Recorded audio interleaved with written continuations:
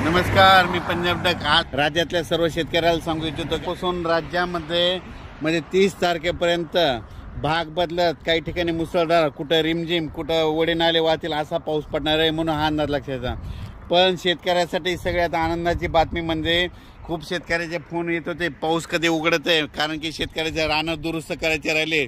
शेतकऱ्याची आनंदाची बातमी 1 आणि 2 जूनला सूर्यदर्शन होणार आहे म्हणून खास करून शेतकऱ्याची आनंदाची बातमी. तर भाग बदलत जोराचा पाऊस पडणार आहे म्हणून दररोज 2-2 भागात वेगवेगळा पाऊस पडत राहणार आहे म्हणून हा अंदाज लक्षात यायचा.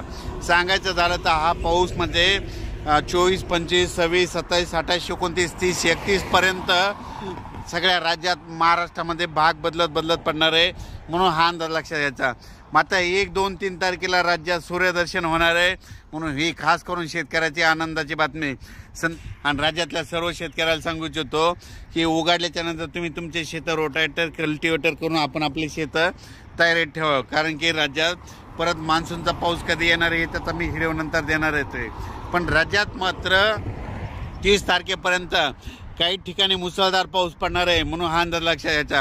आणि त्या मुसळधार पाऊस जिथं पडणार आहे तुम्हाला एक सांगू इच्छितो की तो पाऊस सगळ्यात मुसळधार पडणार आहे मुंबईकडे पडणार आहे. म्हणजे मुंबईच्या सर्व जनतेने सतर्क राहण्याचे लक्षात घ्यायचं. त्याच्यानंतर साताऱ्याकडे जास्त मुसळधार पाऊस पडणार आहे, सांगलीकडे पडणार आहे, कराडकडे पडणार आहे, पुण्याकडे मुसळधार पडणार आहे, रायगडकडे मुसळधार पडणार आहे, पुन्हा त्याच्यामध्ये नगर जिल्हा संगमनेर भागाकडे देखील मुसळधार पडणार आहे.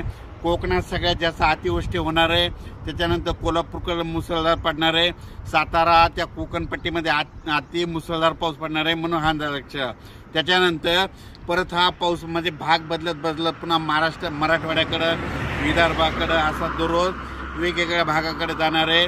पण सगळीकडे 2-2 दिवस मात्र हजेरी लावणार आहे म्हणून हा अंदाज लक्षात घ्यायचा. ज्या ठिकाणी जास्त पाऊस पडला नाही तिथं रिमझिम पाऊस पडणार आहे, कुठं निस्ते थेंबच येणार आहे म्हणून हा अंदाज लक्षात घ्यायचा. या पावसामध्ये विजेचं प्रमाण जास्त आहे, वाऱ्याचं प्रमाण जास्त आहे. माझी सगळ्याला विनंती, विजा कडकडत असताना आपली पाळीव प्राणी झाडाखाली बांधू नका आणि तुम्ही देखील झाडाचा निवारा घेऊ नका. अचानक वातावरणात बदल झाला तर लगेच एक मेसेज दिला